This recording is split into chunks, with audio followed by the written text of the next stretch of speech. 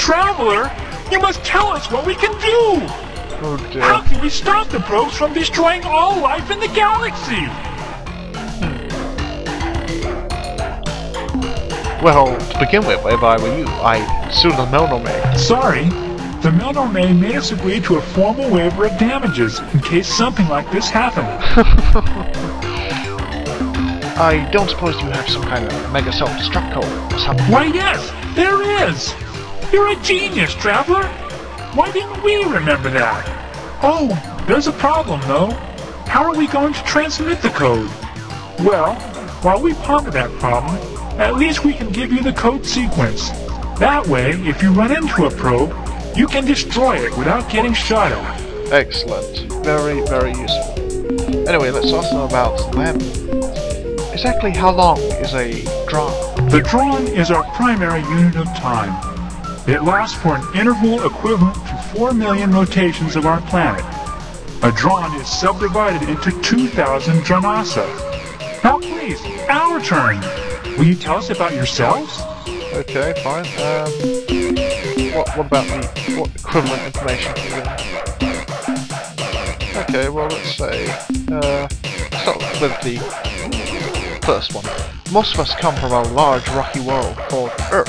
Yes, that seems to be the pattern. Just about everyone who comes by here says they developed on a world a lot like that. As far as we know, we're the only sentient species who's ever evolved in the atmosphere of a gas giant. Of course, from what we know, most travelers like yourselves don't have much interest in gas giants, so maybe there are others like us, Philandro, out there somewhere. Not in this game as far as I'm aware. We travel the galaxy in starships, seeking knowledge and contact with other sentients. That must be great, to leave your planet and roam the stars. You don't know how monotonous living on a gas giant for 3 or 4 drawn can be. Clouds, clouds, clouds. Wind, lightning, clouds, clouds, clouds. That's it. We know a lot about clouds. If you've got any cloud questions, ask us. We have over 800 different symbolic references just to describe them. Most of the time, when we aren't eating, we hover around and talk about what the clouds look like. Of course, the only things we know about are clouds, food, and other Slylandro. So generally, that's what we think the clouds look like. Our primary objective right now is to free ourselves from the evil Urquan. The Urquan? The long brownish guys from the milieu with all the eyes and arms? They used to come visit us regularly about 3 drawns ago. They told us about all the interesting things they found from their scouting missions. They were really nice. Why do you fight with them? I think you are confused. Those on the Urquan we're talking about. Ours. Agreed. But the Urquan were such good guys. They had lots of interesting things to tell us about, and they never got impatient with our questions. Well, I guess a lot can happen to a species in 3 drawn, like turning green and evil. We are particularly interested in studying unusual planets and life forms. Oh! Then you should go check out a planet orbiting a blue star not too far from here. I think there is another blue star right next to it. We can't describe exactly where it is, but the people who told us about it, the Urquan I think, said that it was one of the rarest worlds in space, and that as far as they knew, there were only 10 of these planets in this part of the galaxy. It's a rainbow world.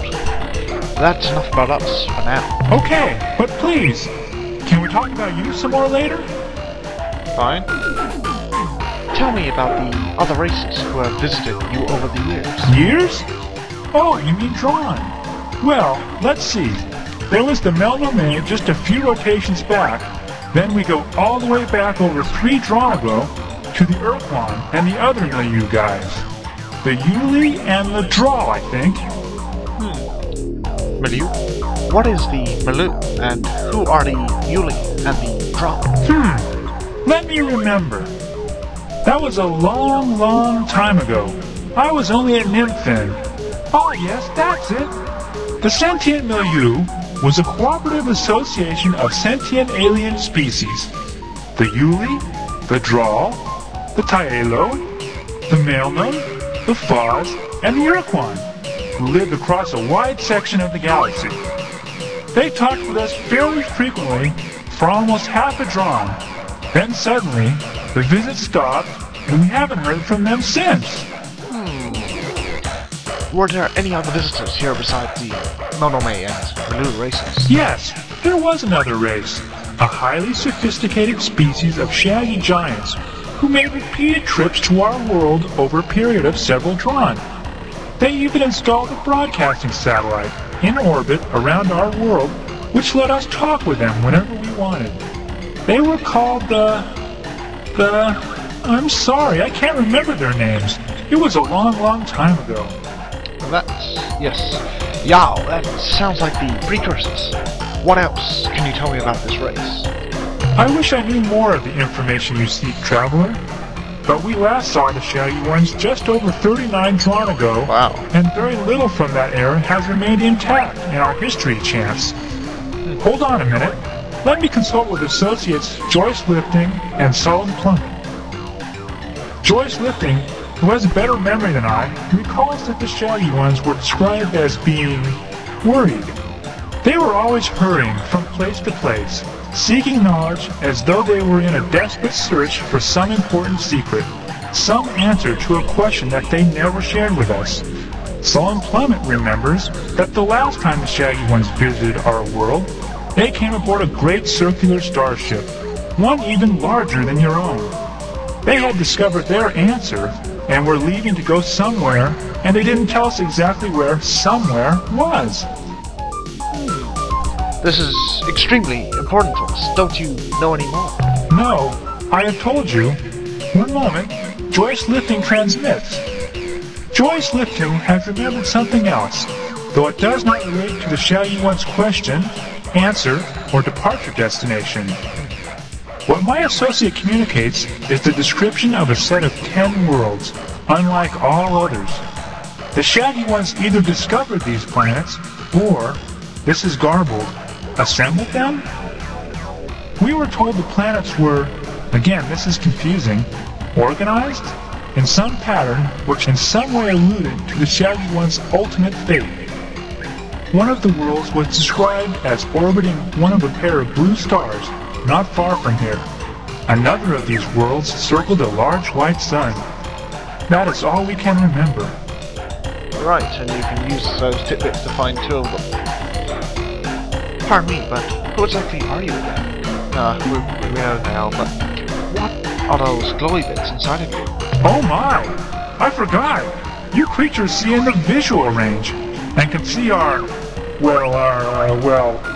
we can't see them. What I mean to say is, they are... we use them when the male and the female... Close your eyes, look, I'd rather if you didn't ask about them, okay? Especially not in front of Soul and Plummet. She's shy.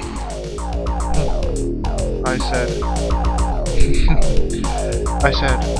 what are those glowy things inside of you? Great. Now you've done it. Just look at Soul and Plummet. You've embarrassed her so badly that she can't even regulate her ballast. Look, I'm sorry I asked about your glowy bits. That's okay. Actually, your explicit questions have put Soul and Plummet in an unusual and intriguing mood. I will explore this change more fully when this conversation is over. Okay.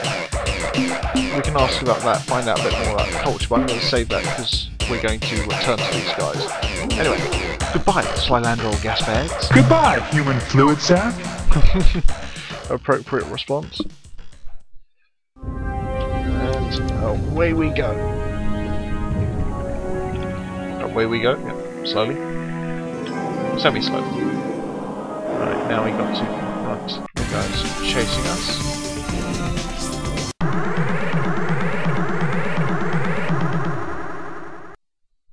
Let's converse.